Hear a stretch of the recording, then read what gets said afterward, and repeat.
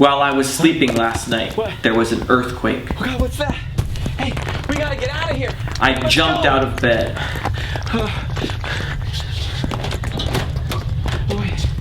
The house was shaking and people were screaming. Get downstairs. We gotta get Books were outside. falling off of bookshelves as I ran downstairs and out the door. Other people were running out of their houses and waiting in the street for the earthquake to end. Hello, and welcome to Grammar Gurus. In this episode, we will talk about the past continuous, what I like to call the storytelling tense.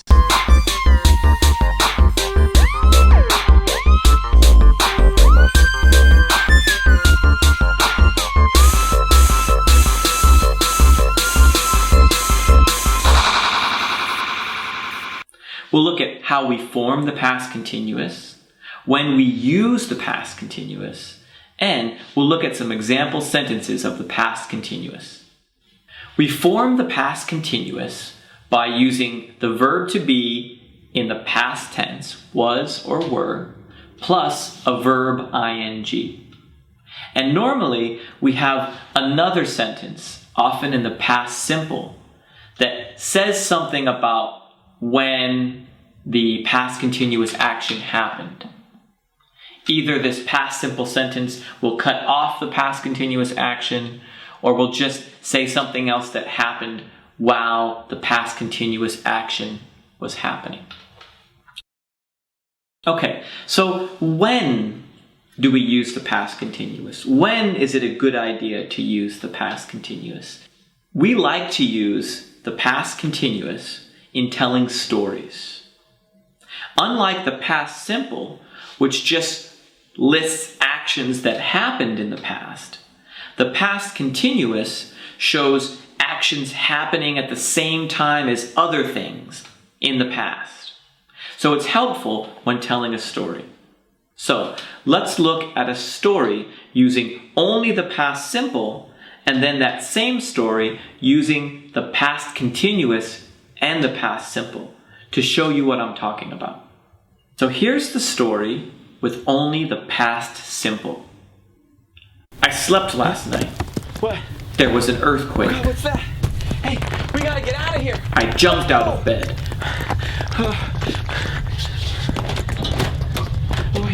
The house shook and people screamed. Get downstairs. Books fell off the bookshelves. I ran downstairs and out the door. Other people ran out of their houses and waited in the street for the earthquake to end. Now, let's do the same story, but we'll use past continuous and past simple sentences. While I was sleeping last night, there was an earthquake. Oh God, what's that? Hey, we gotta get out of here. I jumped out of bed.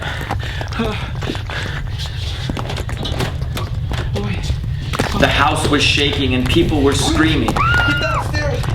We gotta get Books were outside. falling off of bookshelves as I ran downstairs and out the door. Other people were running out of their houses and waiting in the street for the earthquake to end. So it sounds better with the past continuous, right?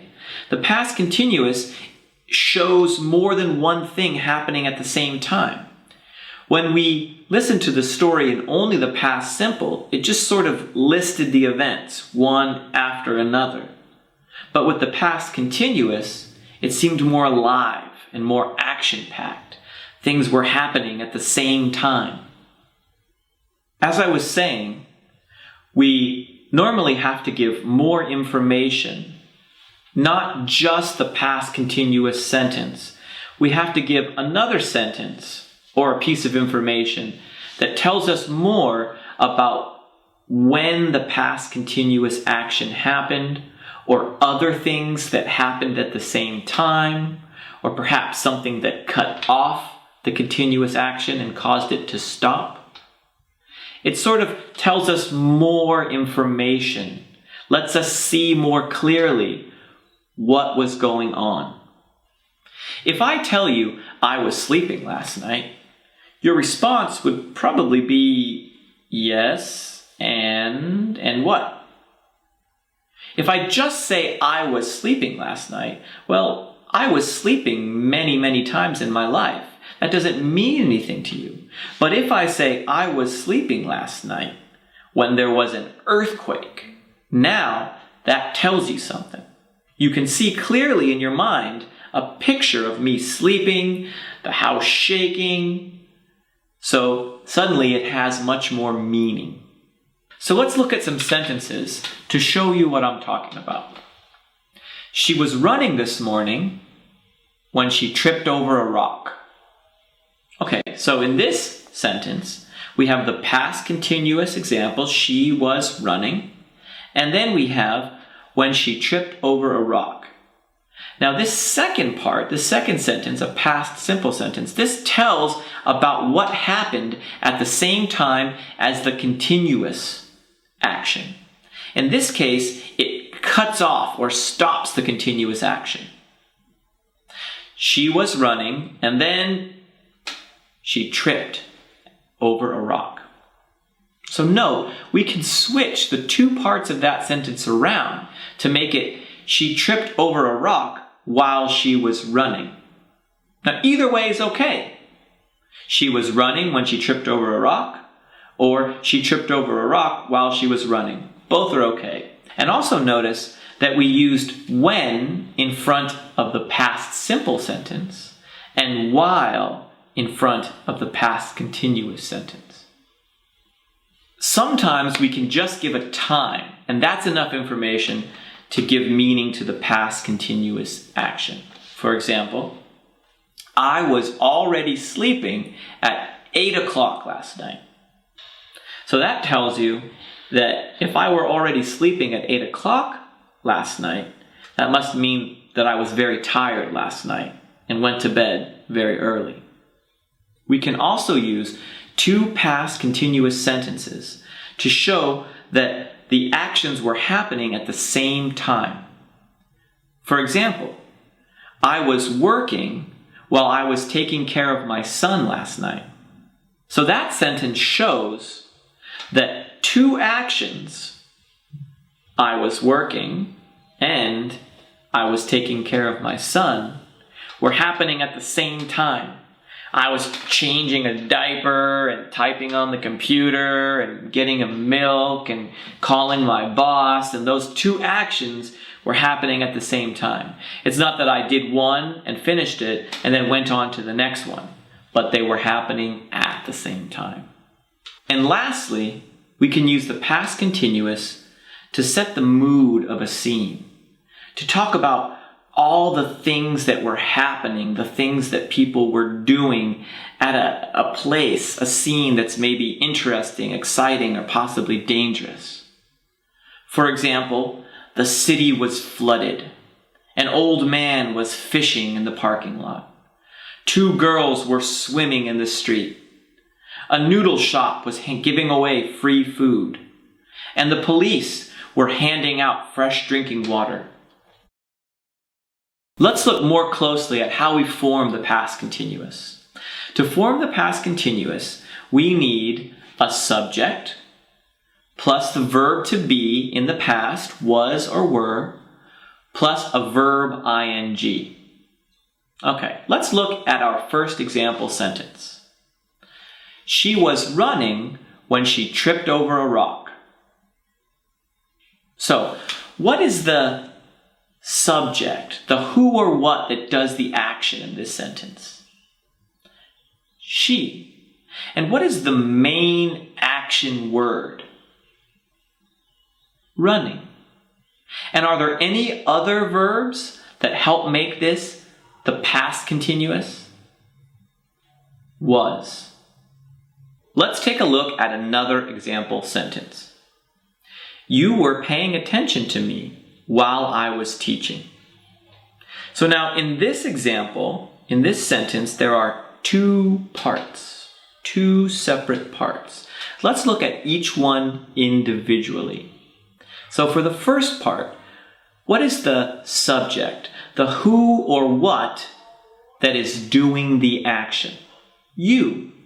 And what is the main action word in this sentence?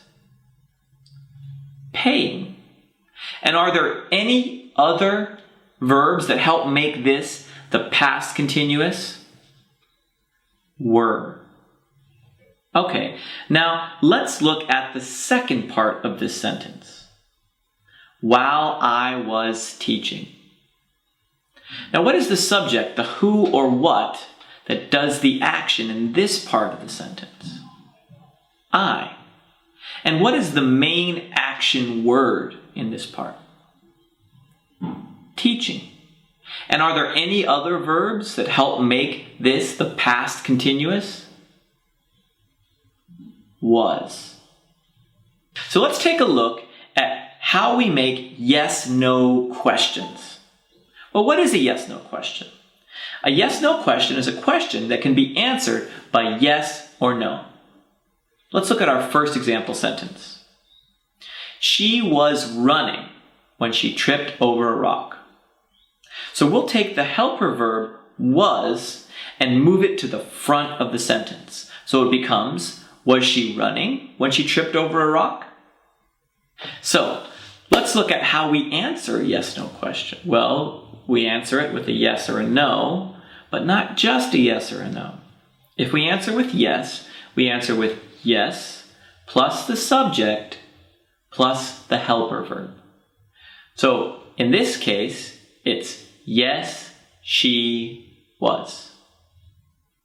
Now if we answer with no, we answer with no plus the subject plus the helper verb plus not. So in this case, no, she was not. Now we can take the helper verb was and not, and we can mash them together and make what we call a contraction. A contraction is when we take two words, put them together to make one shorter word. So it becomes, no, she wasn't. Let's look at our second example sentence. You were paying attention to me while I was teaching. To make a yes-no question, we take the helper verb were and move it to the front of the sentence. So it becomes, were you paying attention to me while I was teaching? Okay, so now let's answer this yes-no question with a yes or a no. If we answer with yes, we use yes plus the subject plus the helper verb. So it would be, yes, you were. If we answer with no, we're going to use no plus the subject plus the helper verb plus not. So it would be, no, you were not. And once again, we can take were and not, put them together, and it becomes weren't. No, you weren't. So, what if simply yes or no isn't enough? What if we need more information? Well, we can make a more information question. To make a more information question, we're just going to take a more information question word and put it in the very front of the sentence. A more information question word is when, where, why, or how. So let's take a look at our first yes-no question. Was she running when she tripped over a rock? So we'll just take one of our question words and put it in front. Let's use when. When was she running when she tripped over a rock? The answer could be, she was running this morning. Let's take where. Where was she running when she tripped on a rock? Oh, she was running around the lake. Okay, let's look at our second yes-no question. Were you paying attention to me while I was teaching? Okay, so let's take one of the question words and put it in front of that sentence. So what about why? Why were you paying attention to me while I was teaching? Well, maybe the answer could be you were paying attention to me because you want to improve your English. Okay, so we made some more information questions.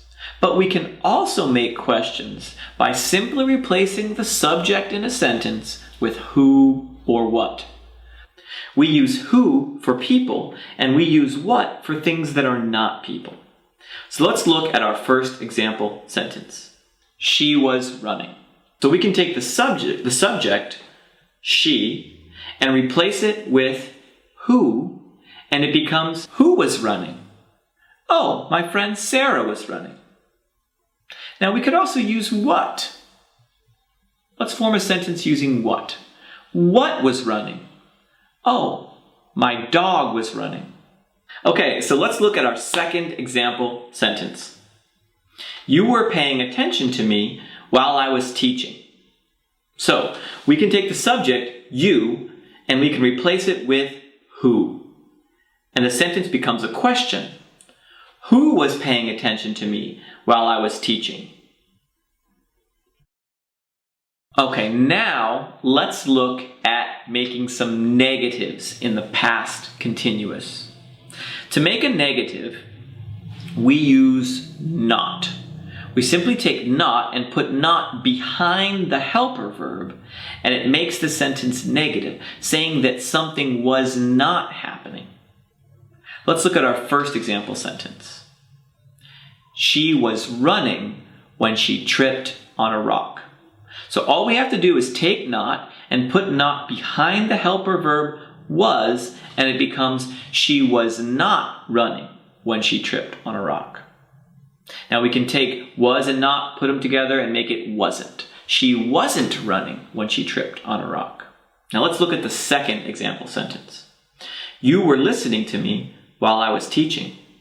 So once again, we just take not and put not behind the helper verb, were, and it becomes you were not listening to me while I was teaching, or you weren't listening to me while I was teaching. Okay, well that's it for the past continuous. Thanks for watching, and please don't forget to subscribe. If you have any questions, feel free to ask them in the comments box below. Thanks.